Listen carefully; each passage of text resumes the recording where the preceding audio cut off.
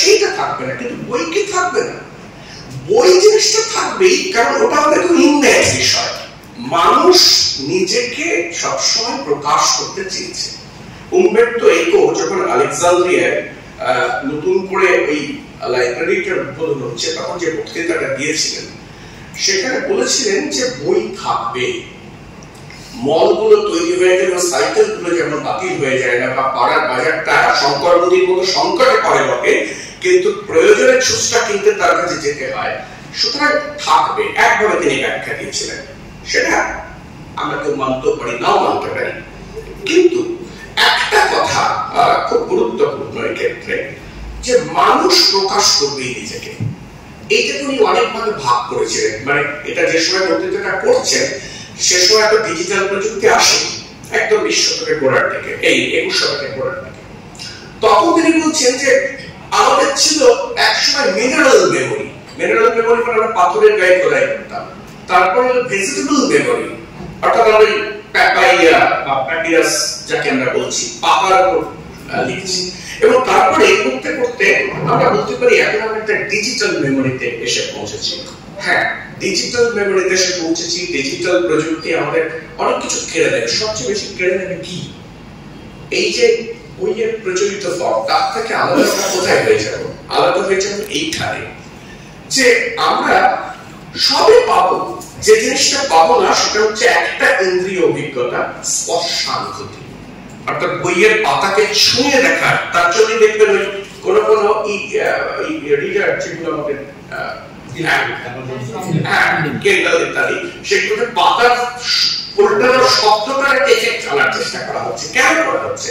কারণ ওই আমার ইন্দ্রিয় অভিজ্ঞতা, যেটাকে স্পর্শ করতে না পারার যে অভিজ্ঞতা, সেটাকে একটু কানের অন্তত শ্রবণ অভিজ্ঞতার মধ্যেও আরেকটি ইন্দ্রিয় অভিজ্ঞতায় সেটাকে বাড়তি যাতে যোগ করা যায়। এই জিনিসটা প্রযুক্ত হচ্ছে। দেখুন, পুঁথির যুগ থেকে আমরা যখন ছাপাখানার যুগে এলাম, আমরা কি পুঁথির জন্য হাই পুঁথি তুমি কোথায় গেলে বলে এদিকে লিখেছিলাম? লিখিনি তো। ফলে এগুলো আস্তে আস্তে আসবে, রিপ্লেস করবে, আবার অভ্যেস হয়ে যাবে, কিন্তু বই কখনো যাবে না। এইটা মাথায় রাখতে হবে। তো এই কথাগুলো বলা আমাদের ওইভাবে হয়তো মৌখিক ধারা ছিল, আমরা মনের কথা মুখে মুখে প্রকাশ করেছি। ওই সুচাপ যেমন বলে, মনের কথা হিয়ের কথা হিয়েই রাখতে হয়, মাথায় রাখলে উপরে খায়, মাটিতে রাখলে পিঁপড়ে খায়, হিয়ের কথা হিয়েতে ভাসিয়ে দিতে হয়। আমাদের প্রকাশনের একটা অনুধাবন ছিল, ঠিকই আছে। কিন্তু এখন তো ওইভাবে প্রাচ্য পাশ্চাত্যের ভেদ নেই। এখন আমরা একই জায়গায় চলে এসেছি, এবং সেই জায়গাতে নতুন সময় যেটা এসে গেছে, অনিবার্যভাবে তাকে বরণ করতে হবে। সেই সময় করবার আগে বাজারের কথা ভাবতে হবে। রবীন্দ্রনাথ বাজারের কথা ভেবেছেন। রবীন্দ্রনাথ কিরকম বাজারের কথা ভেবেছেন? বলেছেন ওই পূর্ববঙ্গের প্রকাশক, তাকে আমি বলেছি যে আমার জীবন স্মৃতিতে যদি শুধু ছাপো তাহলে 2500 টাকা, আর যদি তার সঙ্গে চিহ্নপত্র জুড়ে দাও তাহলে 3000 টাকা আমাকে দিই। রবীন্দ্রনাথকে পড়তে হয়েছে, আমাদেরও বাণিজ্যের কথা ভাবতে হয়। ফলে এগুলো সমস্যা আছে। সমস্যা কিভাবে আগে থেকে আমরা সমাধান করবো সেটাই বড় কথা। আর এই আলোচনার একটা সূত্রপাত হলো, এটা নিশ্চয়ই আরো আগামী আলোচকরা বিষয়টাকে অনেক দূর পর্যন্ত নিয়ে যাবে। দেবপ্রিয়বাবু একটা প্রশ্ন, এটা আশিস ভালো বলতে পারবেন, সুদীপ্তা বলতে পারবেন, যে গ্রন্থন বিভাগ নাম রবীন্দ্রনাথ কেন দিলেন? আসলে প্রথম থেকে গ্রন্থন বিভাগ নাম ছিল না, বিশ্বভারতী গ্রন্থালয় এটাই ছিল। পুরনো পত্র পত্রিকাতে ওটা পাওয়া যায়, বিজ্ঞাপন ইত্যাদিতে। ঠিক কবে থেকে গ্রন্থন বিভাগ সেটা আমার চেয়েরা বেটার বলতে পারবে। যাই হোক, আলোচনা খুব প্রয়োজনীয় আলোচনা হলো, জরুরি আলোচনা, এবং আরো হবে। সবাইকে ধন্যবাদ জানাই। আপনারা এই আলোচনা যেন সার্থক হয় এই কামনা করি। নমস্কার।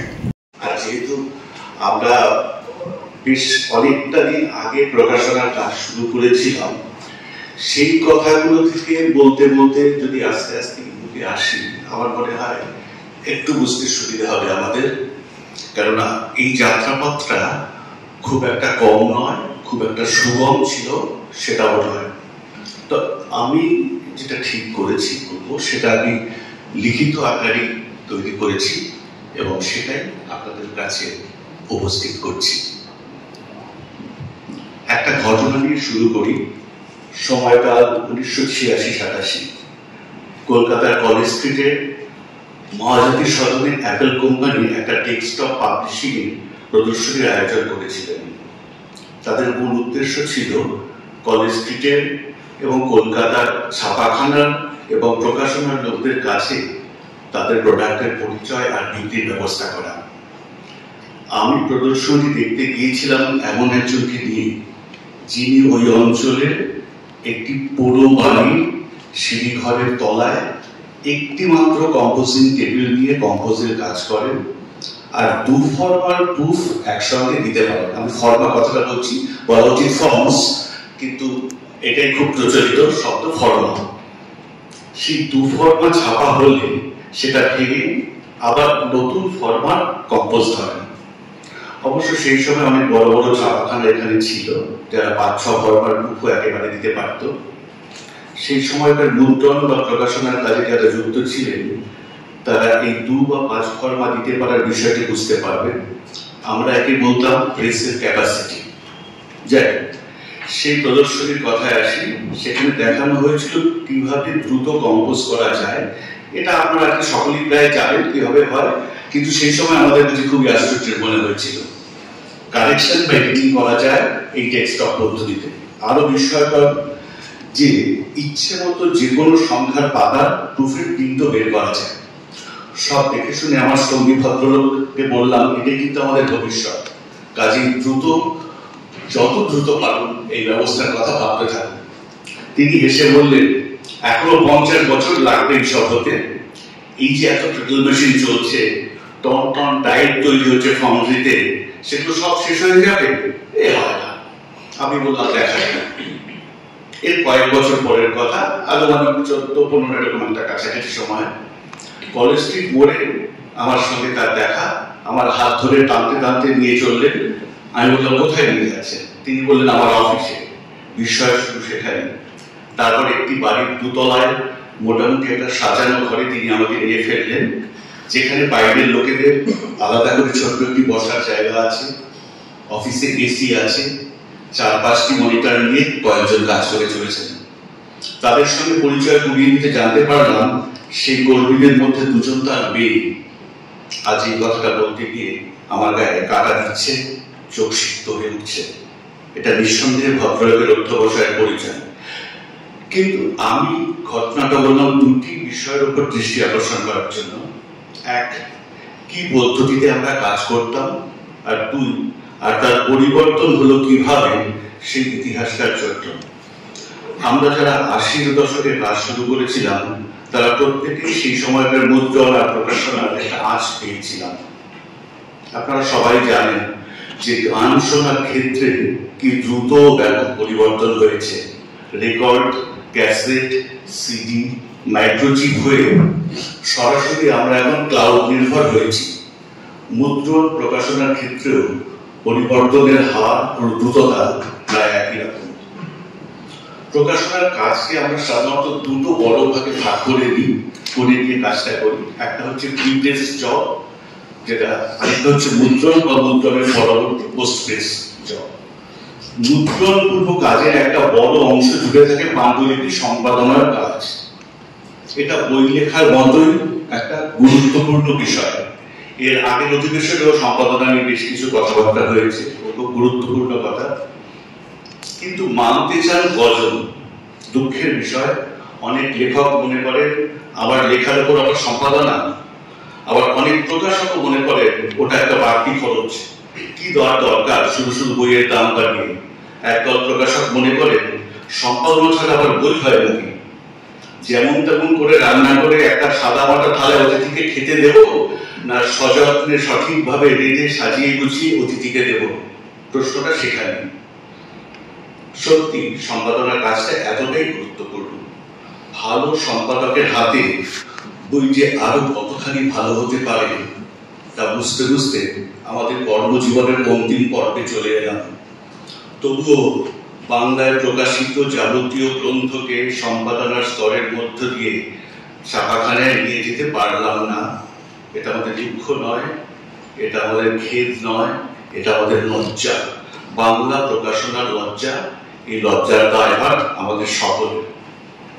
একটা ব্যাপারে প্রকাশকরা সেখানেও হায় হায় করতেন, এখনো করেন, সেটা হলো ভালো সম্পাদকের অভাব। সেটাকে অস্বীকার করা যায় না, কিন্তু একটা কথা মনে রাখতে হবে, প্রয়োজনের হাত ধরে কাজের সৃষ্টি হবে, সেই সঙ্গে কর্মীও পাওয়া যাবে। কলকাতা বিশ্ববিদ্যালয়ের প্রকাশনার পাঠ্যক্রম চালু হয়েছিল, কিন্তু বর্তমানে শুনতে পাই সেটি বন্ধ আছে। তবে কোনো এক স্তরের পাঠ্য বিষয়ের মধ্যে প্রকাশনাকে রাখা হয়েছে, কিন্তু সেটা কতদূর কাজে আসছে বা ভবিষ্যতে আসবে তা এখানে বলা মুশকিল। আসলে প্রকাশককে কাজের পরিসর তৈরি করতে হবে, নয়তো সব প্রচেষ্টারই শরীর সমাধি ঘটবে। একটা সহজ ব্যাপার চিন্তা করলে সমস্যাটা আরো পরিষ্কার হবে আমাদের কাছে। আমাদের অল্প সময়ের মধ্যে বেশি উৎপাদনের দরকার ছিল, তাই আমরা সাময়িকভাবে অনেক টাকা খরচ করে হলেও লেটার টেস্ট রিডার মেশিন থেকে ডেস্কটপ পাবলিশিং অফসেটে খুব কম সময়ের মধ্যেই ঝাঁপ দিয়েছি। ভেবে দেখুন, উৎপাদন বাড়ানো, কিন্তু তার মান উন্নয়নের জন্য কত খরচ করেছি সেই তুলনায় নগণ্য। আমি জানি অনেক প্রকাশক আমার দিকে আঙুল তুলে বলবেন, আমার বই 1,000 কপি বিক্রি হয়েছে, আপনি কি মনে করেন সম্পাদনা করে বের করলে দাম বাড়তো, কিন্তু আর কয়েক হাজার কপি বই কি বেশি বিক্রি হতো? আপনাদের মতামত আমি জানি না, কিন্তু এই প্রশ্নের মুখে আমার বক্তব্য থেমে যাবে। কারণ এখন আমরা বই প্রকাশনা কারিগরি ব্যবসা ছেড়ে রুচি প্রশ্নের দিকে এগোচ্ছি। আমার রুচি বলে দেবে আমার উৎপাদিত গ্রন্থটি কেমন হবে। প্রকাশনার পঠন পাঠন বা ব্যবসার প্রথম পাঠে যে বিষয়টি বিবেচনা করা হয় তা হলো কি প্রকাশ করব, কিভাবে প্রকাশ করব। আমি যে কোনো বিষয় বা ভাষাকে আমার সামর্থ্য অনুযায়ী প্রকাশের জন্য বিবেচনা করতে পারি। বিষয়ের দিক থেকে তা হতে পারে গদ্য, প্রবন্ধ, উপন্যাস বা গল্প কিংবা কবিতা। কিন্তু যাই প্রকাশ করি না করি, আমার শ্রী আর হৃদ তাতে জড়িয়ে থাকবে। অর্থাৎ আমি যা পেরেছি তার সৌন্দর্য যদি কিছু থাকে, আর যা পারিনি তার লজ্জা। লজ্জা থাকা বা পাওয়ায় দোষ নেই, সমস্যা নির্লজ্জতা। বলতে নিজের লজ্জা হচ্ছে বাংলা প্রকাশনা কোনো কোনো ক্ষেত্রে কি কাজে, কিভাবে, কি সৌজন্যে নির্লজ্জতার সীমাকে অতিক্রম করে ফেলেছে। আরো যেটা লজ্জা পাচ্ছি বলতে, এক শ্রেণীর তথাকথিত লেখকের আশ্রয় এবং প্রশ্রয়ে তারা পরিপুষ্ট হতে পারছে। আরেকটা বিষয়, আমরা কি প্রকাশক কি লেখক প্রকাশনার ব্যাপারে প্রফেশনাল হতে পারিনি। সবকিছুই কেমন একটা অগোছালো, কি বই তৈরিতে কি কাজে করবে। লেখক বই প্রকাশ হলেই সন্তুষ্ট, কিন্তু কিভাবে প্রকাশ হলো, তার বিনিময়ে তিনি কিছু পাবেন কিনা, কোনো চুক্তি হবে কিনা, এসব বিষয়ে অনেক লেখকের আগ্রহ দেখি না। ভাবেন প্রকাশ তো হচ্ছে, এই যথেষ্ট। যেখানে লেখক প্রকাশকের সম্পর্কটা হওয়া উচিত দেনা পাওনার ভিত্তিতে, ভারতীয় চুক্তি আইন অনুসারে তো তাই হওয়া উচিত। দুটি পক্ষ একে অপরকে কিছু না কিছু দেবে। লেখক পাণ্ডুলিপি দেবেন, প্রকাশক প্রকাশ এবং বিক্রি করে তার কিছু অর্থ লেখককে দেবেন। কিন্তু এই দেশে শুনতে পাই অনেক লেখককে নাকি পাণ্ডুলিপিও দিতে হয়, আবার প্রকাশ করার জন্য টাকাও দিতে হয়। এর জন্য দুটো খারাপ ব্যাপার হচ্ছে। এক, প্রকাশকের চরিত্র নষ্ট হচ্ছে। চরিত্র নষ্ট হওয়া বলা ছাড়া আর কোনো সভ্য ভাষা আমার এই মুহূর্তে মনে আসছে না। বিপরীতে অনেক অলেখকের অপ্রকাশযোগ্য গ্রন্থে, গ্রন্থ বলছি গ্রন্থিত অর্থে, আমাদের ভান্ডার ভরে উঠছে। জানি না বাংলা সাহিত্য এই ভার কতদিন বহন করতে পারবে। এই প্রসঙ্গে একটা কথা মনে পড়লো, একজন অবাংলা ভাষী অনুবাদক যিনি অনেক বাংলা লেখাকে এমনকি তরুণ প্রজন্মের অনেক লেখাকে তার মাতৃভাষার মাধ্যমে, অনুবাদের মাধ্যমে সেই ভাষা পাঠকের কাছে পৌঁছে দিয়েছেন। তিনি আক্ষেপ করে আমাকে বলেছিলেন, জানেন তো আমি অনুবাদ করার জন্য পয়সা তো পাই না, অনেক সময় কিছু খরচ করতে হয়। তাই বুঝতে পারছেন ব্যাধি সর্বত্রগামী, শুনতে পাইটা বিদেশি ভাষাকেও গ্রাস করছে। প্রকাশক আর লেখক দুপক্ষের কথা বললাম, এবার পাঠকের কথা। পাঠক হিসেবে আমরা কি করব, কি বেশ ধরব, কি মালা ভেবেদিন টুপি পরব, বাঁচবো কি মরবো, এইসবের জাতাকলে পড়ে পাঠকের অবস্থা করব। এই অবস্থার সবচেয়ে দুঃখজনক পরিস্থিতি তৈরি হয় যখন এমন কোনো বই আমাদের কিনতে হয় যা বিভিন্ন প্রকাশনার একাধিক সংস্করণ রয়েছে। একটা খুব বড় উদাহরণ দিচ্ছি, রবীন্দ্রনাথের গল্পগুচ্ছ। একদিকে বিশ্বভারতী, অন্যদিকে আরো 5 জন প্রকাশক, যাদের মধ্যে কেউ কেউ চারুলতা নামের রগরগের তথ্যের বইও বের করে ফেলেছেন। তাদের বইয়ের দামও বেশ কম। এবার পাঠক বেশ কয়েক শ্রেণীতে ভাগ হয়ে গেলেন রুচি, শিক্ষা, অর্থনৈতিক অবস্থানের তারতম্যে। আমি বেশ কিছুকাল আগে এক কেন্দ্রীয় সরকারি প্রকাশনার সঙ্গে যুক্ত এক আধিকারিককে বলেছিলাম, আপনারা লেখক প্রকাশকদের নিয়ে সেমিনার করেন, পাঠকদের নিয়ে কেন সেমিনার হয় না? এই দামাদরের বাজারে পাঠকও বিভ্রান্ত, কে তাদের পথ চেনাবে? আমি পাঠকদের অবমূল্যায়ন করতে চাই না। যদি এ কথায় কোনো ধৃষ্টতা প্রকাশ পায় মার্জনা করবেন, কারণ ব্যবসায়িক প্রতিষ্ঠানে পাঠকই লক্ষ্মী। কিন্তু যে কথা বলেছি তা প্রকাশক ব্যবসায়ী হিসেবে না, বলেছি একজন বিভ্রান্ত পাঠক হিসেবে। প্রকাশনের জন্য এমন কোনো ISI মার্ক হয় না যার উপর কিছুটা হলেও নির্ভর করতে পারে। অনেক পাঠক, এমনকি প্রতিষ্ঠানও ISBN এর উপর বিশ্বাস করেন, কিন্তু তা কোনোভাবেই বইয়ের মান নির্ণায়ক নয়। তাহলে উপায় কি? নিজের অভিজ্ঞতা থেকে বলছি, কোন এক বইমেলায় একজন তার কন্যাকে বাংলা অনুবাদের একটি বিখ্যাত ইংরেজি বইয়ের অনুবাদ কিনে দিচ্ছেন। তিনি যে স্টল থেকে সে কিনছেন তার 2-3টি পরের স্টলে সেই বইয়ের একটি অসাধারণ অনুবাদ আছে, কিন্তু তিনি কিনছেন এমন একটি অনুবাদ যার কোনো নির্ভরযোগ্যতা নেই। এখানে পাঠকের একটু দায়িত্ব আছে বলে মনে করি। যে বই তিনি কিনছেন সে সম্পর্কে একটু খোঁজ খবর করে নেওয়া যায় ক্ষেত্রে, কিন্তু খোঁজ নিতে গিয়ে গা উজাড় হয়ে যাওয়ার প্রভাবটি এসে পড়বে না তো? তাহলে শেষ পর্যন্ত সেই চিরাচরিত জিজ্ঞাসায় কি সামনে আসবে, পাঠক তুমি কি পথ হারাইয়াছ? না, পাঠক সাময়িকভাবে বিভ্রান্ত হতে পারেন, কিন্তু একটু সচেতন হলেই প্রকাশনার ত্রুটি বিচ্যুতি তারা করতে পারেন। তাই ঠকিয়ে ঠকিয়ে বৈতরণী প্রকাশকের পক্ষে পার হওয়া মুশকিল হয়। এক সময় আমাদের এক বন্ধু, তিনি আশীর্বাদ প্রাপ্ত গুণী পাঠক, একটি বিশেষ ছদ্মনামে একটি নামী পত্রিকায় গ্রন্থপীঠের মতোই সপ্তাহান্তে লেখক, প্রকাশক, সম্পাদকদেরও ত্রুটি বিচ্যুতি ধরিয়ে দিতেন। কিছু মান সম্মানযুক্ত প্রকাশক তাতে উপকৃত হয়েছিলেন, কাজে কর্মে সতর্ক হয়েছিলেন, কিন্তু অবশ্যই অনেকেই তাতে বিন্দুমাত্র পরিবর্তন হয়নি। কথায় কথায় আমরা প্রকাশনার একটি অন্ধকারাচ্ছন্ন অঞ্চলের দিকে চলে যাচ্ছি, কিন্তু এই উল্টো দিকে আছে অনেক ছোট ছোট প্রকাশনা, অনেক সুসম্পাদিত সুমুদ্রিত বই। আপনারা যারা নিত্য বই নিয়ে ঘাটাঘাটি করেন তারা নিশ্চয়ই জানেন। আমি সেই সব প্রকাশকদের প্রতি আমার গভীর শ্রদ্ধা জ্ঞাপন করছি। আমার বিশ্বাস সেই সব প্রকাশনায় ভবিষ্যতের মানদণ্ডে ভালো প্রকাশনা বলে বিবেচিত হবে। অনতি অতীতের মুদ্রণের কথা দিয়ে আমরা বলা শুরু করেছিলাম। একাকিত্বের দুস্তর প্রান্তর থেকে কবে উত্তীর্ণ হলাম উদ্যান শহরে, ব্যবহারে বাণিজ্যে গ্রন্থিতে গ্রন্থিতে জোর বাঁধে মনের প্রাণে, নির্জন শীর্ণ একতারা তবে সহস্রের অভিজ্ঞতা নেই। পুঁথি কাল বিক্রম করে মুদ্রা যন্ত্রের আগমন যেমন আমাদের পড়ার ধারাটাকে পাল্টে দিয়েছিল, ঠিক অতটা না হলেও বেশ অনেকখানি লেটার প্রেসকে রিপ্লেস করেছে অফসেট এবং ফটোটাইপ সেটিং।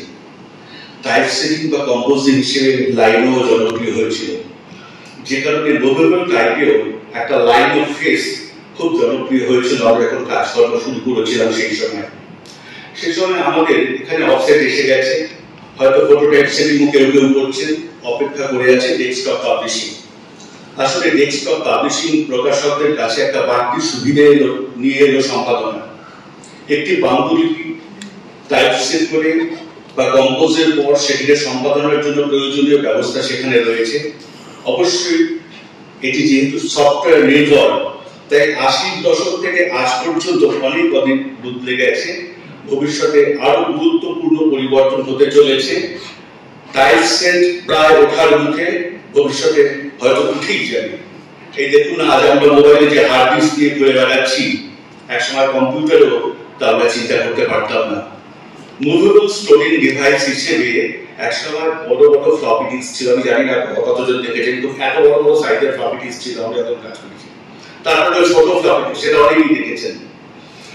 তারপর এলো সিডি, তারপর একটা ছোট সিডি মাঝখানে কিছুদিন চলেছিল। তার মধ্যে ঢুকে পড়লো পেন ড্রাইভ, যেটা এখনো চলছে, আর এখনকার ক্লাউড স্টোরেজ। আসলে স্টোরেজটাকে আমরা যত সিকিউর করতে পারবো ততই আমরা পুরোনো জিনিসের সবকিছু আমাদের কাছে সুরক্ষিত থাকবে। ডেস্কটপ পাবলিশিং আমাদের সামনে দ্রুত উৎপাদনের দরজা খুলে দিল। এর প্রথম সুবিধা হলো আনলিমিটেড পেজের প্রুফ আমরা পেতে শুরু করলাম। তারপরে দু ফরম্যাট শেপে কম্পোজ ভেঙে টাইপ কেসে ডিস্ট্রিবিউট করে আবার কম্পোজ প্রুফ দেখা, কারেকশন করা, তারপর আবার ছাপার চৌকিতে সহজ করে দিল। এখানে আমরা পুরো পাণ্ডুলিপির প্রুফ একবারে নিয়ে বসতে পারতাম সংশোধনের জন্য। এজন্য আর একটা উপকার হলো বানানের সমতা বিধান বেশ কিছুটা সহজ হলো। পরে যখন সার্চ অপশন এলো বাংলাতেও, তখন তার একটু সতর্ক মানে খুবই সতর্ক বলছি এই কারণে, না হলে এই অপশনটা যেন ভাবে ব্যবহার করতে গিয়ে বিরাট সমস্যার মধ্যে পড়তে হয়। কাজটাকে সহজ করেছিল। একটা ব্যাপার অনেকটাই সহজ হলো, সেটা হলো প্রুফ সংশোধনের পর সেটাকে ক্যারি আউট করা। আগে উল্টো দেখে শীষের টাইপের পরিবর্তন আর কম্পিউটার স্ক্রিনে দেখে সংশোধন করাটা সহজ হলো। তাছাড়া দু পদ্ধতি কাজ করছেন তারা বলতে পারবেন। আর কটা খুব গুরুত্বপূর্ণ কারেকশন মার্ক উঠে গেল, তা হলো ব্যাড মার্ক বা টন টাইপ মার্ক, পাইপ টাইপের সমস্যা কিংবা উল্টো টাইপের সমস্যা। ছাপার সময় শীষের টাইপের ক্ষেত্রে বারবার ছাপতে থাকতে অনেক টাইপের কোণা ভেঙে যেত। সেই ভেঙে যাওয়া টাইপকে টেক্সটের সংশোধন চিহ্ন আর মার্জিনে কাটা চিহ্ন দিয়ে নির্দেশ করতে হতো। এটা নিয়ে প্রেস, প্রুফরিডার আর লেখকের সঙ্গে একটা গন্ডগোল লেগেই থাকতো। প্রেসের বক্তব্যটা ভাঙা হয়, প্রুফরিডারের বক্তব্য ভাঙা। আসলে যেভাবে সে সময় প্রুফের প্রিন্ট দেওয়া হতো তাতে অনেক সময় টাইপে ঠিক মতো কালি লাগতো না। সেই জন্য প্রুফের পাতায় সাধারণত নিউজ প্রিন্টে প্রুফ তোলা হতো, ছাপ ঠিক মতো উঠতো না। নতুন পদ্ধতিতে ভাঙা টাইপের সমস্যাটা উঠে গেল। পাইপ টাইপের সমস্যাটা খুব সাংঘাতিক ছিল। এটা হলো ছড়িয়ে পড়া টাইপ, যা গুছিয়ে তোলা ছিল খুবই কষ্টকর। যারা করতেন তারাই জানতেন, সে প্রায় চালে ডালে মিশিয়ে বাঁচার চেয়েও কঠিন। আরেকটা হলো উল্টে দেওয়া টাইপ। শীষের টাইপে কোনো টাইপ কম পড়লে সেটাকে নতুন করে টাইপ ফাউন্ডারিতে অর্ডার দেওয়া হতো, না আসা পর্যন্ত টাইপ উল্টে প্রুফ দেওয়া হতো। এ প্রসঙ্গে আরেকটা মজার গল্প মনে পড়লো। একবার আমরা গায়ত্রী প্রকাশনার গল্প করছি, খুব স্বাভাবিকভাবে আমাদের গল্পে বিভিন্ন লেখকের লেখা নিয়ে আলোচনা হতো। সেরকমই একদিন কোন এক লেখকের লেখা নিয়ে আলোচনা হচ্ছে, সেখানে একজন প্রেস মালিক, তিনি আমাদের বললেন, কি লেখেন ওনার লেখায় আছে কেন শুধু হাইফেন ছাড়া? জানেন গত সপ্তাহে 5 কেজি হাইফেন অর্ডার দিতে হয়েছে আমাকে। সত্যি কখনো পর্যন্ত লেখা নিজের বিশ্লেষণ হতে পারে তা ভেবে দেখি। যাই যখন প্রেসে কোনো টাইপ কম পড়তো তখন সেই টাইপকে উল্টে লাগিয়ে দেওয়া হতো, অথবা অনেক সময় হাতের আন্দাজে গন্ডগোল হলো টাইপ বলতে বসে গেল। ওই মোবাইল টাইপে যারা কাজ করে জেনারেট করে ধরে মানে জায়গাটাকে ঠিক সামনে রাখতে হতো, না উল্টে যেত টাইপটা, তো উল্টে লাগিয়ে দেওয়া হতো। অথবা অনেক সময় হাতের আন্দাজে গন্ডগোল হলো টাইপ উল্টে বসতো, সেগুলোকে সামনের মতো একটা স্পাইরাল চিহ্ন দিয়ে বসানো নির্দেশ দিতে হতো। উঠে গেল সেটাও। ব্যাকবার টন টাইপ এইসব উঠে যাওয়ার ফলে প্রুফরিডার আর প্রেসের ঝামেলাটা মিটলো, কিন্তু মিটলো ঠিক বলা যায় না। আরো অনেক খুচরো সমস্যা হলো, যেমন প্রথম যে পাতায় প্রুফ দেওয়া হতো তার দুদিকে এত কম জায়গা থাকতো, সংশোধনের জন্য জায়গা পাওয়া যেত না। কারণ প্রিন্টার চালানোর খরচটা সে সময় সত্যি খুব বেশি ছিল। আমরা ভেবে দেখুন, প্রথম যখন আমাদের এখানে জেরক্স আসে আমরা 2 টাকা 3 টাকা করে জেরক্স করাতাম, তারপর সেটা কমতে কমতে অনেকভাবে নেমে গেছে, এখন আবার একটু বেড়েছে, তাহলে 1 টাকা হয়ে যায়। কিন্তু প্রথম যখন হতো তখন 3 টাকা করে খরচা করতাম আমরা। আজ অবশ্য কাগজের পাতায় প্রিন্ট নিয়ে কাজ করাটা প্রায় বিলাসিতার পর্যায়ে পৌঁছেছে। মনিটর স্ক্রিনে সম্পাদনার উদ্যোগের কাজ সেরে না দিলে খরচ সামাল অবশ্যই। নতুন পদ্ধতিতে সংশোধনের কাজ অনেক সহজ হওয়ার ফলে টাইপ সেট করার সময় ভুলের মাত্রা বাড়তে থাকে। যারা এটা রেগুলার এখন কাজ করে তারা জানেন কি পরিমাণ ভুলের মাত্রা বেড়ে যাচ্ছে। স্পেস, প্যারাগ্রাফি, ইন্ডেন্টেশন এরকম নামে টেকনিক্যাল বিষয়গুলি ভালো কাজ জানা লোকের সংখ্যা কমতে লাগলো। বিশেষ অসুবিধা দেখা গেল বাংলা বানানের অন্তঃশব্দের ক্ষেত্রে। আগেকার দিনের যারা কম্পোজিটর ছিলেন তাদের অনেকেই, মানে আমি অন্তত যে কজনকে দেখেছি, কেউ 8 পাস কেউ মাধ্যমিক পাস করে কম্পোজ করতে আসতেন, কিন্তু তারা ঋণ অন্তঃস্বর কখনো দন্তন বসাতেন না। এটা তাদের ভেতরে চলে গেছিল এই জিনিসটা। এখন সে লেট যেহেতু খুব তাড়াতাড়ি সংশোধন করা যায়, তার ফলে ঠিক আছে একটা টাইপ করে দিচ্ছি। কেউ যে ভালো করেন না তারা মানে ভালো কম্পোজিটর এখন আছে। নতুন পদ্ধতিতে প্রিপ্রেস আর প্রেস দুক্ষেত্রেই পরিবর্তন হয়েছিল। কম্পোজিং স্টিকে শীষের টাইপ সাজিয়ে কম্পোজ করার ঘটাঙ্গত আওয়াজ করা কাস্ট আয়রন মেশিনের পরিবর্তে খটাখট টাইপ আর খটাসখট আওয়াজের অফসেট মেশিন আমাদের প্রকাশনার জগৎকে আচ্ছন্ন করল। রান্না হাসির দোল দোলানো পৌষ ফাগুনের পালা, কারো পৌষ মাস, কারো সপ্তমাস। কাঁদতে কাঁদতে লেটার পেজগুলো লোহাপট্টিতে চলে গেল, তাদের গঙ্গা যাত্রা ঘটিয়ে নতুন যৌবনের দূত এলো ডিটিপি আর অফসেট। কিছুদিন অবশ্য 200 দিনের সহাবস্থা চলেছিল, কিন্তু ধীরে ধীরে আমরা পুরনো প্রণয় ছেড়ে নতুন প্রণয়কে মাল্যদান করলাম। আজ অনেকে লেটার প্রেসের প্রিন্টিংকে বেশি ভালো মনে করেন। আসলে লেটার প্রেসে ছাপার পদ্ধতি ছিল ডাইরেক্ট মেথড, অর্থাৎ শীষের যে টাইপ তার গায়ে কালি লাগছে তা থেকে ডাইরেক্ট কাগজে ছাপাটা হচ্ছে। আর অফসেট হচ্ছে ইনডাইরেক্ট মেথড, অর্থাৎ একটা প্লেটের গায়ে কালি লাগছে, প্লেটটা দিয়ে লাগছে একটা রাবার ব্ল্যাঙ্কেটে, তারপর সেই রাবার ব্ল্যাঙ্কেট থেকে ছাপা হচ্ছে, সেটা ইনডাইরেক্ট মেথড। সেই কারণে আমাদের প্রথম অফসেটের ছাপাটা একটু মূল্যবান মনে হতো, কিন্তু এখন আমাদের চোখ সরে গেছে। প্রথম যখন অফসেট হলো তখন কম প্রিন্টারের বই ছাপা বেশ সমস্যা হতো, কারণ 2-3 হাজারের নিচে অফসেটের ছাপাটা প্রায় একটা গঠিত কর্মের মধ্যে পড়তো। কিন্তু বাজার আর অর্থনীতির চাপে অনেক কিছু হয়, এখন 250-300 কপিও ছাপা হয়। এই সূত্রে এখন আপনারা একটি কথা শুনে থাকবেন প্রকাশকদের মুখে, তা হলো পিওটি, অর্থাৎ প্রিন্ট অন ডিমান্ড। আগে আমরা হাজার হাজার কপি বই ছেপে ওয়্যারহাউসে রেখে বিক্রি করতাম, তার অবশ্য কিছু উই আর ইঁদুরের পেটেও যেত। এই পদ্ধতিতে মানে পিওটি পদ্ধতিতে যখন যেমন দরকার সেরকম কপি ছাপা যায়। এটি আরেকটি রিপ্রোডাকশন প্রসেস, যেখানে পিডিএফ ফাইল থেকে সরাসরি ছাপা হচ্ছে। খুব স্বাভাবিকভাবে এখানে প্রোডাকশন লস বলে যেটা আমরা কথা বলি, একটা বিভিন্ন ধাপ অতিক্রম করতে যে প্রোডাকশন লস এখানে খুব কম হয়। সেটা এ প্রসঙ্গে আরেকবার মনে করে দিতে চাই যে জেরক্স অফসেট বলে একটি রিপ্রোডাকশন প্রসেস বাজারে ছিল এবং এখনো হয়তো কিছু কিছু আছে, কিন্তু তাতে উন্নততর ছাপা পাওয়া যায় কি, কিন্তু ছোট ছোট লিফলেট অল্পটারের ছবি ছাপা হতো। ছাপা সংখ্যার কথায় কথায় আমরা আবার একটা কঠিন জায়গায় এসে পড়েছি, তা হলো বইয়ের বিক্রি। কারণ দিনের শেষ ওটাই সবচেয়ে জরুরি বিষয়। বিক্রি ঠিক না থাকলে ছাপার পদ্ধতিকে উল্টো পথে চলতে চলতে পুঁথির জগতে ফিরে যেতে হবে না তো। কেননা আজকাল 50 কপি বই ছাপার চুক্তি নেওয়ার থেকে সুন্দর হস্তাক্ষরে লিপি করে নেওয়া বা জেরক্স করে নেওয়া ভালো মনে হয়। ভয় পাবেন না, আজকাল অপটিক্যাল ক্যারেক্টার রিকগনাইজারের জন্য আমাদের হাতে হাতে ঘুরছে বায়োমেট্রিক ডিভাইসটা। হাতের লেখা থেকে বই পড়তে হবে না, খুব সহজেই আমরা একটা ইউনিকোড ফর্মে সেটাকে কনভার্ট করে নিতে পারবো। তবে কি বইয়ের বিক্রি কমেছে? সবসময় নয়, তবে অনেক ক্ষেত্রে বৃদ্ধির হার কম। চিন্তার বিষয় সেটাই। অনেকেই এই বিষয়ে তরুণ প্রজন্মের পাঠবিমুখতার থেকে আঙুল তোলে, কিন্তু যখন দেখি এই তরুণ তরুণীরা বেশ কয়েক ঘন্টা লাইন দিয়ে থাকছেন কোন প্রিয় লেখককে দিয়ে তার বইটি সই করিয়ে নেওয়ার জন্য, আলোচনা করছেন তার বই নিয়ে, তখন এরা বই পড়ে না বলি কি করে? মনে মনে ভাবি ওরা আমাদের দিকে আঙুল তুলে বলবে না তো তোমরা একটু ভালো বই প্রকাশ করতে জানো না? তো এইভাবে আমরা একটা প্রকাশনার একটা স্তর থেকে যখন আসি, মানে ছাপার বেশ একটা উন্নত স্তরে পৌঁছে গেছি, ঠিক এরকম সময় আমাদের সামনে একটা জিনিস আসছে, সেটা হচ্ছে যেটা আমরা বলছি বৈদ্যুতিক বই বা ইবুক।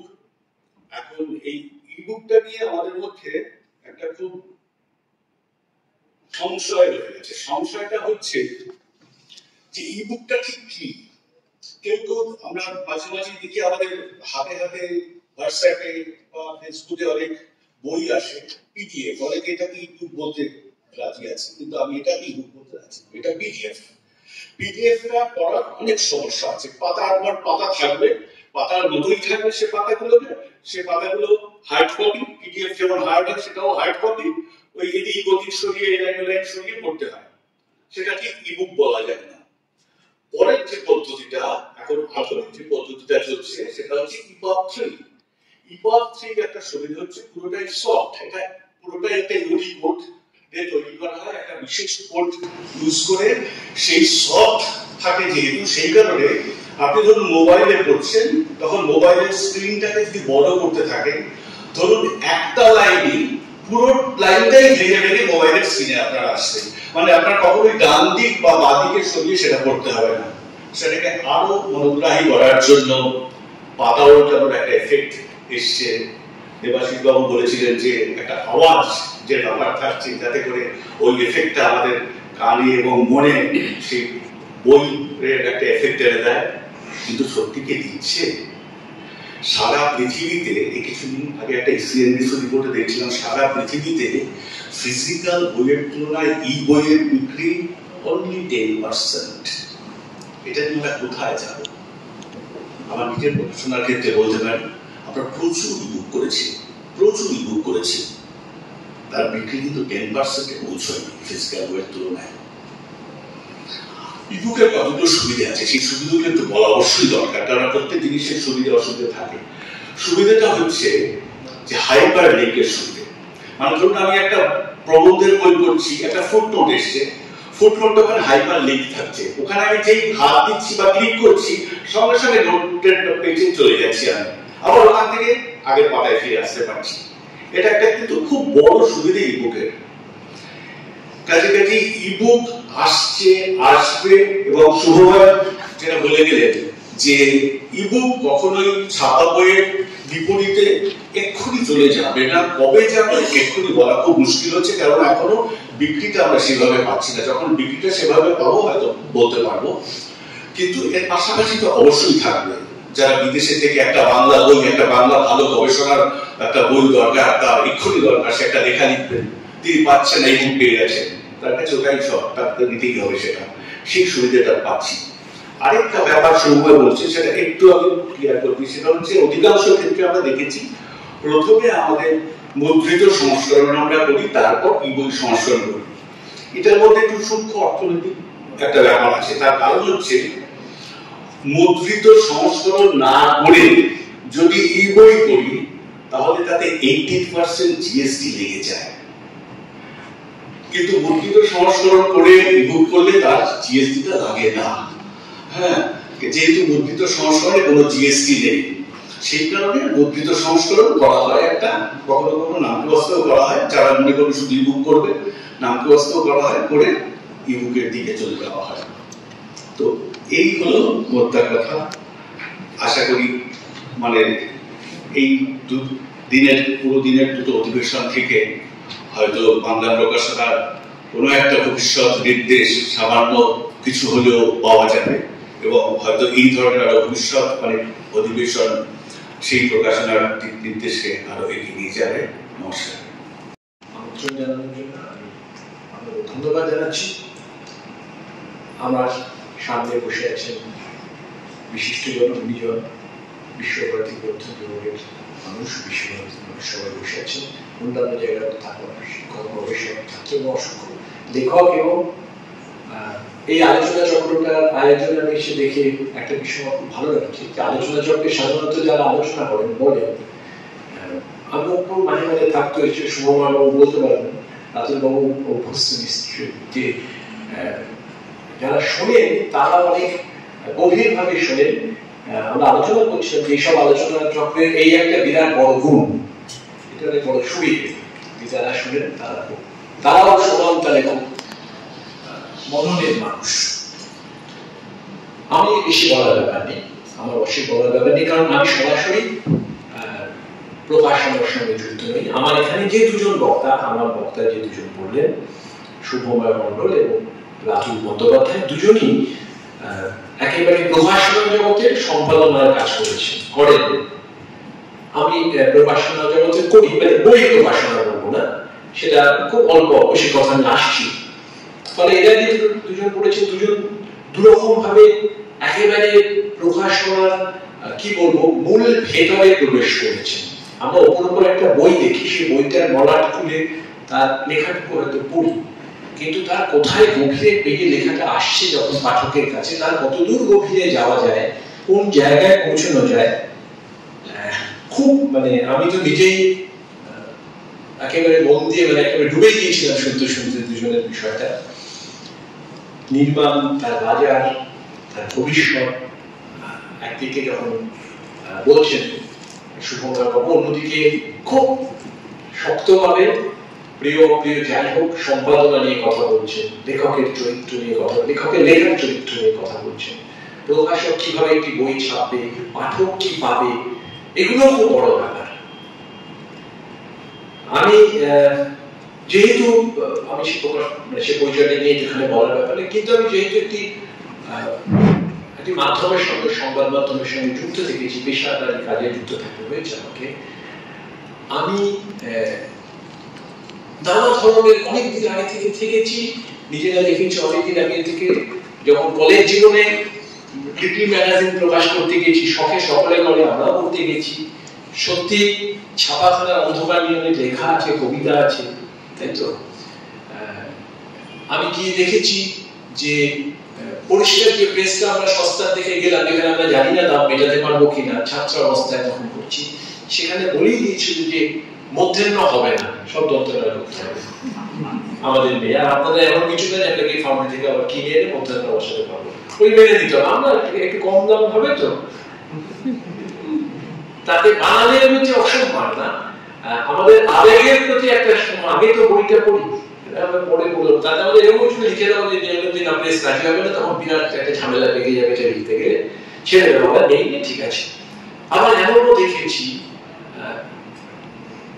তারপরে বলি ফেলে গেলে শুনতে ভালো লাগবে, যে আমি যে সংবাদপত্রের সঙ্গে একসঙ্গে কাজ করতে গিয়ে আমি দেখেছি, সেখানে সন্দীপন চট্টোপাধ্যায়, সাহিত্যিক সন্দীপন চট্টোপাধ্যায়, তিনি চিঠিপত্র বিভাগটা করতেন। এবার তখন তো এই যে ডিটিপিতে ছাপা হচ্ছে, পিটিএস এ ছাপা হচ্ছে, পিটিএস এর গালি বেরোতো, গালি বেরোলে না সেই গালি কেটে কেটে লাগানো হতো, কাঁচি দিয়ে গালি কাটতে হতো, লাগিয়ে একটা পাতাকে সেই আর্টিস্টরাই লাগাতেন, সেইটার ছবি তুলে তারপর ছাপা হতো কোথাও। এবং যখন আমি এরকম দেখেছি, যখন গালিতে একটু লম্বা পাতাকে এরকম, তো গালিতে একটু বেশি হয়ে গেল, এবার পাতা সারা তারা আছে, পাতা ছাপতে হবে, ছাপতে হবে, যাবে হকার চাপবে, ট্রেন ধরবে, মাছ ধরবে, দূরে দূর দিগন্তে ছুটবে, তখন বলতে যেখানে আছে দাঁড়িয়ে এখানে অনেক কাছে দিয়ে গেলাম, কেটে দেওয়ার কথাটা বলি আমরা সিনেমার পুরোনো সময়ের ফিল্ম কাঁচি দিয়ে কাটা হতো, কেটেই দেওয়া হতো। এবং সাধারণত এখানে সাংবাদিক বা লেখক, সেখানে গল্প লেখক হতে পারে, তিনি দাঁড়িয়ে থাকলে তিনি হাই হাই করে উঠতে, ওখানে তো আসল কথা লিখেছি না, কাঁচি দিয়ে ওটা কেটে দিচ্ছ, আসল কথাটা শেষে লিখলে কেন? গল্পের আসল কথা মাথার উপর লিখবো কি করে? গল্পে তো শেষে এই ব্যাপারটা না, এই ভয়টা, এই চিৎকারটাও আমি যেটা শেষ করি, আমি এরকম দেখেছি সেই সন্দীপন চট্টোপাধ্যায় চিঠিপত্র বিভাগ দেখতে এসেছেন, দেখতেন উনি সেই বলছেন, উনি ঘুরে ঘুরে এমনকি যেখানে কম্পোজ হতো, এই বোতল কেটে কেটে গালি তৈরি হতো, সবাই কাটছে, খ পড়ছে, ম পড়ছে, চ পড়ছে, তা ওনাকে আমি দেখেছি হামাগুড়ি দিয়ে আমি কি করছেন বললো, দুটো ছ খুঁজছি, 9 পয়েন্টের ছ, উনি দুটো 9 পয়েন্টের। এই শুভমের বলেছেন যে পয়েন্ট সাইজ, মুদ্রণের পয়েন্ট সাইজ কোথায় বড় পয়েন্ট, একদম যিনি লাগাবেন তিনি ওই বড় 9 মাসে একটা হঠাৎ 12 পয়েন্ট লাগাবেন, বলে মনে করবেন এই লেখাটা লেখাই হলো না, ওই পয়েন্টটা যদি লাগানো হয়, ওই 6টা যদি আমি বড় না করতে পারলাম, তাহলে আমার ছেলে মানুষটা হলোই না কিছু, ফলে এটা নেশার মতো পাগলের মতো একজন লেখক এরকম করতে পারি, পাতা সাজাতেন, বিশেষ করে সম্পাদনার যারা করতেন, হয়তো বইতে এত মুক্তি দেওয়া হয়নি, যে বইতে ড্রপ লেটার থাকে, কিন্তু বইতে এই মুক্তি নেই যে কোনো জায়গায় লেখককে শুভময় বাবু বা রাতুল বাবু অনুমতি দেবেন না, আমাদের মতো লেখে যে না আপনি ভেতরে কতগুলো চ বড় করে দিন, এই কাজ করতে দেবেন না। কিন্তু এটাও ঠিক, প্রযুক্তি আসার পরে ওই হামাগুড়ি দিয়ে 6 করে দিন আর আসবেও না, নেইও, কেন এবার নেইও, এবং ড্রপ লেটার করতে তার কোনো অসুবিধাও হয় না, আমরা যে ড্রপ লেটার করি, করতে হয় প্রকাশনা, তো কোন একটি কারণে আমি একটু প্রকাশনাটা ফিরে আসবো। আসল বিষয়টা কি হচ্ছে? আসল বিষয়টা প্রযুক্তি, মুদ্রিত বই আর ই-বুক। আমরা প্রযুক্তিকে কিভাবে নেব, কি হবে, প্রযুক্তি আমাদের কি ভবিষ্যৎ দেখাচ্ছে, এই বিষয়টাই। কিন্তু বইয়ের বিষয়টা খুব ভালো, আমাদের দুজনের কাছ থেকে আমি আবার জানলাম, আমি আস্তে আস্তে যত হয়তো নিজে লিখি, মন্দ লিখে ফেলে বুঝতে পারি যে লিখলেই লেখা হয় না, আবার দুটো কলামের মধ্যে কয়েকটা পাতা রাখলেই সেটা বই হয় না।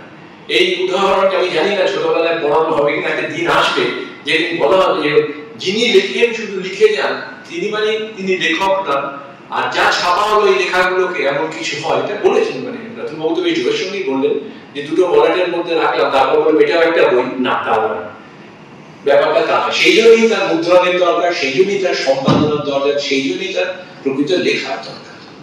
আর ডিজিটাল ইবুক মানে ডিজিটাল একটা ব্যাপার এসছে, যা আমরা অন্য সময় দেখিনি, মানে যা অন্য সময় আমরা ভাবিনি, কল্পনার মধ্যে ছিল। এরপর হয়তো আরো অনেক অন্য কিছু আসবে।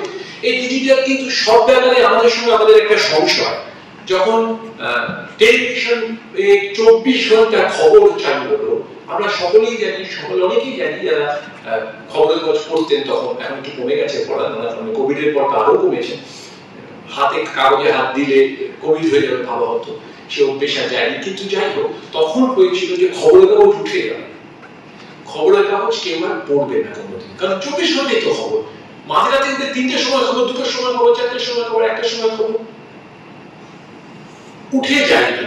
ভবিষ্যৎ কি হবে জানি না, কমে গেছে ঠিকই, স্বাভাবিক, কিন্তু উঠে কিছু যায়নি। প্রযুক্তি কিভাবে ব্যবহার করব? বই, ইবুকই বলি, গান, সিনেমা, এখন থিয়েটারও ওই ইউটিউব খুললে থিয়েটার দেখে ফেলা যাচ্ছে। প্রযুক্তি ব্যবহার করব কি করে?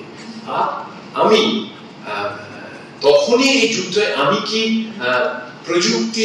প্রযুক্তিকে আমার পিঠে চাপবে, নাকি আমি প্রযুক্তির পিঠে চাপবো? এটাও একটা বড় প্রশ্ন। আমি বইটিকে ইবুক আমি একটা বই, সম্পাদিত বই, আমার সুসম্পাদিত বই, সেই বইটিকে আমি একেবারে ইবুকের মতো করে নিয়ে নিলাম। ওতে আমি যদি বইটি ঠিক মতো সুসম্পাদিত, সুলিখিত, চিন্তায় থাকে, তার সবকিছু যদি থাকে, বরঞ্চ প্রযুক্তি আমাকে সাহায্য করবে। আর যদি বইটা বই না হয়, যে আমি ওখানে একটা হাত দিলে আমি অ্যানালিটিক্স হিসেবে পয়েন্টটা দেখে নিতে পারবো খুব দ্রুত, অত পাকাগুলোতে হয়তো হবে না। আর বইটা যদি এমনি না বই হয়, সে মুদ্রিত বই হোক, ABCD যে বই হোক, তার কোনো বনানো হবে না। এই আলোচনার মধ্যে আসছে, সেটা আমি ধরছি না আলোচনার মধ্যে। আমি এখানে আসার আগে আমি দুজন প্রকাশকের কাছে, আমি প্রকাশক, তাদের কাছে জিজ্ঞেস করি যে কি ব্যাপার, ইবুক কেমন চলে? আর এখানে রাতুল বাবুর কাছে আমি শুনি ইবুক কেমন চলে। আমার নিজেরও কিছু ইবুক আছে, মানে বইয়ের সঙ্গে ইবুকের, এখন তো সমস্ত প্রকাশনায় তো ইবুক করে, ইবুকের চুক্তিও থাকে, ইবুকও বলে। সেখানে দেখে বললাম এটা হয়তো হতে পারে আমার বেলায় চলে না, অন্য সবার বেলায় চলে, বা বাকিদের অনেকের বেলায় হয়তো চলে। কিন্তু আমি কোন প্রকাশকের কাছে এখন পর্যন্ত আমি কোনো আশাব্যঞ্জক কথা, এবং রাতুল বাবু সহ আমি আরো যে দুজন প্রকাশকের আমি কথা বলেছি, বাংলা একাডেমির ক্ষেত্রে তো বলতে পারবো সুময় বাবু, আমি কিন্তু খুব আশাব্যঞ্জক কথা শুনিনি। যদিও শুনি সারা বিশ্বের মানুষের কাছে, বিশ্বের বাঙালি পাঠকের কাছে ইবুক পৌঁছে যেতে পারে সহজে, কিন্তু আমার মনে হয় কি কারণে, এটা পরে হয়তো বোঝা যাবে যখন বিশ্লেষণ করা যাবে, তখন কিন্তু এমনটা শোনা যায়নি যে সত্যি প্রবাস, মানে যারা বিদেশে থাকছেন, যারা বাইরে আছেন, যাদের কাছে একটা বই নিয়ে যাওয়া অনেক কষ্টকর, তাদের ক্ষেত্রেও ইবুকের বিরাট প্রচলন হয়েছে। এটা আমি এখনো আমি শুনতে পাই না, আমি এখন তো জানি না, কিন্তু ইবুকের প্রয়োজন আছে। আমি একজন ওই বইয়ের অনুভূতি, বই ধরার, তার একটা, অনেকে বলেন বইয়ের একটা গন্ধ পাওয়া যায়, বই উল্টোনোর একটা বিষয় পাওয়া যায়, আর চোখের সামনে একটা তাকে পরপর বই, যে কারণে একটা মেলায়, বই মেলায় মানুষ যারা সত্যিকারের বই দেখতে যান, যারা মোবাইলে ফটো দেখতে যান না, তারা যখন বই দেখতে যান, তারা তো আসলে, আমি একটা বই দেখছি, হয়তো কারুর বই দেখছি, আমার পাশে আরেকটা বই চোখে, একটা ইতিহাসের বই দেখতে গিয়ে পাশে হয়তো একটা বিজ্ঞানের বই বলে আমিও আছি। এটা তো ফিজিক্যাল বই বা মুদ্রিত বই ছাড়া মুশকিল। নাহলে আমাকে তো, হ্যাঁ, ইবুকের বুক লিস্ট থাকে, সবকিছু থাকে, আমরা ডিজিটাল বুকসে ভর্তি থাকে, আমরা হয়তো সরিয়ে সরিয়ে নড়িয়ে নড়িয়ে দেখতে পারি, কিন্তু আমাকে ডাকে দেয়, সেখানে আমাকে খুঁজতে হয়। কিন্তু মুদ্রিত বই আমাকে ডাক দেয়, একটা আলমারির সামনে দাঁড়ালে আমাকে কিন্তু বই আমাকে বলবে দেখো আমি এখানে আছি, যে বইটার কথা আমি হয়তো জানতামই না, ভাবতেও, আমার কল্পনার মধ্যে বা ভাবনার মধ্যেই আসেনি। এইখানে ডিজিটালের কাছ থেকে মুদ্রিত বইয়ের জয় অনেক বেশি, এর কোনো উপায় নেই। এটা আমাদের এখনো যতই সহজ হোক না কেন, ডিজিটাল যতই সহজ হোক না কেন খুঁজে বের করা, এর সুবিধে হয়নি। আর আমরা আলোচনাটা নিশ্চয়ই এমন জায়গায় দাঁড়িয়ে করবো, একটা বেস ধরবো যে যারা বই পড়েন, যারা বই ভালোবাসে, বই পড়ছে, বইতে চাইছে, বই না পড়া ছাড়া যাদের কোনো উপায় নেই, এরকম ধরনের হঠাৎ একদিনের জন্য একজন বই পড়ুয়া নিয়ে ভেবে তো আমাদের লাভ নেই। কিন্তু এই প্রযুক্তি আমাদের কিন্তু প্রয়োজন আছে, এরকম আমাদের ভাবার কোনো কারণ নেই যে আমরা ইবুকের আমাদের প্রয়োজন, ইবুকের খুবই প্রয়োজন আছে। কিন্তু সেই প্রয়োজনটাকে, ইবুকের প্রয়োজনটাকে, এটা কি আমাদের মূলত বাজারগত নির্মাণগত প্রশ্ন তো আমরা তুলেছি। আমরা যা কয়েকদিন আগে ভাবতে পারতাম, অন্তত আমার তরুণ বয়সে আমি খুব একটা ভাবিনি যে একটা বই কেমন দেখতে হবে। এবারের বই, এবার এখন কিন্তু একটা বই আমি একজন পাঠককে দেখি, সে যেরকম পাঠকের হোক, তিনি অধ্যাপক করতে পারেন, তিনি সাধারণ পড়াশোনার মধ্যে সারাক্ষণ না থাকতে পারেন, একটা বই তুলে দেখে, বইটা তুলে যে দেখতে হয়, এইটা বোধহয় আমি আপনারা অনেকজনই ভালো বলতে পারবেন, এটা বাংলা বইতে কিন্তু অনেক পরে এসেছে। বইটা তুলে বইটার পেছনটা দেখেন। আমরা আগে ব্লাগ পড়া যেতাম, আমরা জানতাম পেপার ব্যাগে যাবো রূপায় ওইখানে কফি হাউসের উপর আগে ব্লাগটা পড়ে দেখে নেবো বইটা কি বিষয়। এই ব্লাগ থাকা ব্যাপারটা খুব বেশি দিন এসছে বলে আমার মনে হয় না, আমার জানা নেই। এখন একটা বই যারা প্রকাশনা করতে এসেছেন, যেমন প্রকাশনার মধ্যে অনেক বিনোদন আছে বলেও ঠিক, আমি এর সঙ্গে একদম একমত। লেখকের মধ্যে লেখক হিসেবে বলি, আমি প্রকাশনা করি না, আমার বলার সাজে না, সেদিন আমি লেখকটাও বেশি করে বলি, লেখার মধ্যে অনেক বিনোদন জল ঢুকে গেছে, এটা স্বাভাবিক। কিন্তু এও স্বাভাবিক, এও ভাবার মতো খুব আনন্দের কথা যে যারা প্রকাশনা করছেন তারা না অনেক বেশি এই কাজে নিজেদেরকে অনেকটা মানে শিল্পসম্মত ভাবে দেখার চেষ্টা করেন। দেখছেন অনেকেই আছেন, অনেকে, সবাই নিশ্চয়ই নয়, কিন্তু অনেকেই আছেন তার সৌষ্ঠবটা কিরকম। সেই বইটা আপনারা তো শুনলেন, সময় মতো একেবারে ধরে ধরে পাতা এরকম বললেন। এই সম্প্রতি বই মেলায় দু একটি বইয়ের নির্মাণের সঙ্গে আমাকে থাকতে হয়েছে। তা আমি যত মানে নির্মাণের সঙ্গে মূলত তাহলে তো এডিটোরিয়াল কন্টেন্ট আমাকে হয়তো আলোচনা করতে হয়েছে, কিন্তু করার সঙ্গে যিনি আমাদের প্রেসে আসছেন, প্রেসের যিনি এসে আমার প্রতিনিধি আমার সঙ্গে বসছেন, তিনি বারবার বলছেন না না না 70 জিএসএম হবে না, ওই মতোই 90 জিএসএম দিয়ে এই বইতে দামই উঠবে না। মানে নির্মাণের তত্ত্বে এই আলোচনাটা হচ্ছে, একজন বলছে যে এটা একটা ভালো কাগজ দাম, এই প্রশ্নটা আগে আলোচনা উঠতো না। কাগজটা কি আলোচনা হবে, কিভাবে বাঁধাই হবে, তার স্পাইন কি হবে, তার কতটা শুদ্ধ ভাবে করা যাবে, এই আলোচনাটাই হতো না। এই আলোচনাটা উঠছে, এই কারণে এই প্রসঙ্গটা বলছি, এই আলোচনাটা উঠছে। দুটোই তো বাজারজাত বিষয়, ইবুকও বাজারের জন্যই করা। বাজারজাত কি আর অন্য 4টে পণ্য আগের আলোচনা তো খুব ভালো করেছেন, আমি শুনলাম, সকলেই বলছিলেন, শুনছিলাম। এবার সবাই পণ্য ঠিকই, পণ্য বই একটা তো বিষয় হয়ে দাঁড়ায়, হয়ে যাওয়ার পর রাতুলবাবু এখন বললেন সেটা বিক্রি করবো, কি করে যাবো। কিন্তু এটা হচ্ছে এমন একটা পণ্য না যে পণ্যটার ভেতরে মানে খুব মুশকিলের মতো পণ্য, মানে খুব স্পর্শকাতর পণ্য একটা। এই পণ্যটি মানে আখের গুড় নয় বা জামা কাপড় নয় যে আমি একটা কিনে ফেলবো।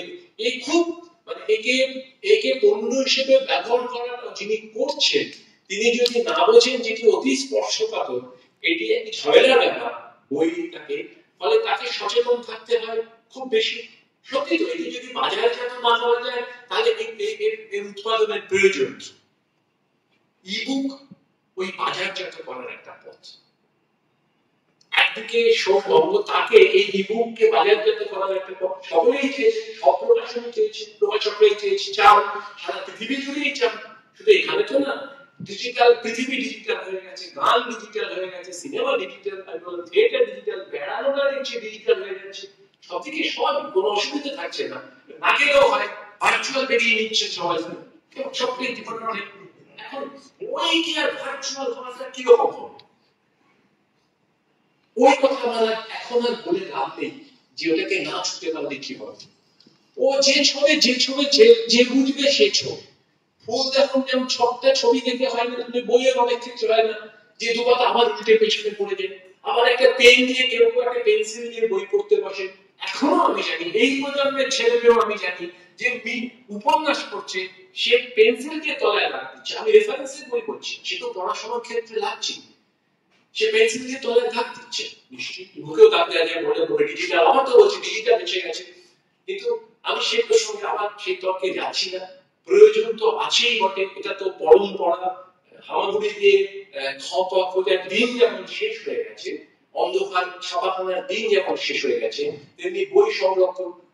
আমি সত্যি বলছি, আমার পিতৃদেবের বইয়ের ক্ষেত্রে আমরা বলছি অনেক বই আমরা সংরক্ষণ করতে পারি জানি না, আমি জানি না সেটা ডিজিটাল থাকলে কি হতো, বলে হয়তো থাকতো বইটা, যেটা আমাদের তাও একটা ডিসিপ্লিন আছে। এটা বলে আপনি ডিজিটাল ও ক্লাউডে আছে, ক্লাউডে থেকে যাবে, কবে বৃষ্টি ঝরে পড়বে জানা যায় না, তারটাও আমাদের সেটা হলেও করতে হবে, সেটা হলেও আমাদের মনোনিবেশ করতে হবে যে ওইটাকে আমরা জানবো কোথেকে, তার ক্যাটালগিং কি হবে, কার বই কিভাবে খুঁজছি, সেই অবধি আমরা এখনো হয়তো যাও, নিশ্চয়ই যাও, গেলে ভালো, যেটা আমাদের প্রযুক্তি থাকবে। কিন্তু প্রযুক্তি মানে ওই রকম, প্রযুক্তি মানে এমন নয় যে এই প্রযুক্তিটা এসেছে বলেই আরেকটা আমার আগেরটা আমরা হারিয়ে ফেলবো। কিন্তু বইয়ে না মনে হচ্ছে, আমি বললাম যে স্পর্শকাতর বিষয়, খুব লড়াই করা, এর সঙ্গেও লড়াই করা খুব মুশকিল আছে, এটা বাজার করতে হবে বাজার। কিন্তু তারপরেও দেখুন এতদিন ইবুক বেরিয়ে গেছে, আমার নিজের ধারণা, নিজের অভিজ্ঞতা বা নিজে যেটুকু শুনেছি এবং শুনছি, আমার মনে হয় বই হিসেবে আমাদের বাংলা বইয়ের ক্ষেত্রে ইবুক মানে কিছু তেমন কোনো দাগ এখনো মানে ফেলতে চেষ্টা হচ্ছিল। নিশ্চয়ই যারা করুন তারা তো বই প্রকাশ করেন, তারা তো বই বিক্রি করার চেষ্টা করবেন, লেখকরাও চাইবেন যে আমার বই ইবুকে যা। অনেককে আমি একটা সময় দেখেছি যে করোনার সময় অন্তত মহামারীর সময় ক্ষেত্রে যে অনেক শুধু ইবুকে বাদ করেছেন, চেষ্টা করেছেন, বা শুধু ডিজিটাল করেছেন, ইবুকের মতো রেজিস্ট্রেশনে যায়নি যে আমার বইটা একটু পড়ুন।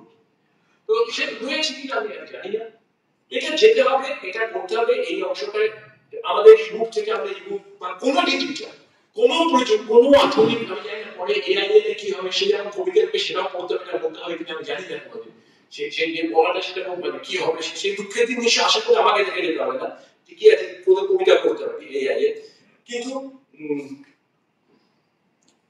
ইবুক থাকুক, ইবুক চলুক, আমি পরম্পরার মধ্যে চলুক, সব ডিজিটাল প্রযুক্তি থাকুক, কিন্তু আমি আবার বলছি যে এখনো আমি এটা বিশ্বাস করি কবিদের ওনারা নির্মাণ নিয়ে কথা বলবেন কেন, সম্পাদনা নিয়ে কথা বলবেন কেন, বই শেষ পর্যন্ত আমার মনে হয় মানে পাথরের গায়ে লেখা হলো, পাথরের ওয়ালে কোটার উপর, নাকি ফেসবুক ওয়ালে কি লেখা হলো, নাকি গাছের পাকলে, নাকি পুরোনো সেই পাতায় প্যাপিরাসে লেখা হলো, তার থেকে বোধহয় বইয়ের একটাই পার্থক্য বড় ব্যাপার আছে, বইটার কি লেখা, সে যে বইতেই আসবে। নমস্কার।